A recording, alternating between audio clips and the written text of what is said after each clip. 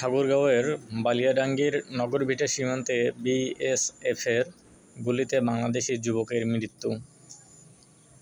গীতি গমন রায় গীতি, স্টাফ রিপোর্টার। ঠাকুরগাঁও জেলার বালিয়াডাঙ্গি উপজেলার নগরভিটা সীমান্তে বিএসএফের গুলিতে বাংলাদেশি যুবক নিহত হয়েছে। জানা যায়, ঠাকুরগাঁও জেলার বালিয়াডাঙ্গি উপজেলার বড় পলাশবাড়ি ইউনিয়নের নগরভিটা সীমান্তে বিএসএফের গুলিতে মোহাম্মদ রাজু মিয়া বয়স 28 নামে এক বাংলাদেশি যুবক নিহত হয়েছেন। নিহত রাজু বালিয়াডাঙ্গি উপজেলার বড় পলাশবাড়ি ইউনিয়নের গড়িয়ালি গ্রামের হবিবর আলীর ছেলে।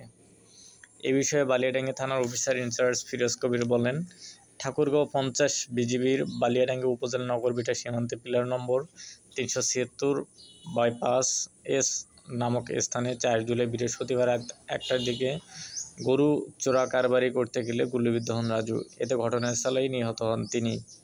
তার মরদেহ বিএসএফের কাছে রয়েছে। তবে ঠাকুরগাঁও 50 বিজিবির অধিনায়ক লেফটেন্যান্ট কর্নেল মোহাম্মদ তানভীর আহমদ বলেন, আমরা ঘটনা শুনেছি, তবে তিনি বাংলাদেশি নাকি ইন্ডিয়ান নিশ্চিত হতে পারিনি। পতাকা বৈঠকের জন্য বিএসএফকে আহ্বান করেছে। বৈঠকের পর বিষয়টি নিশ্চিত হওয়া যাবে।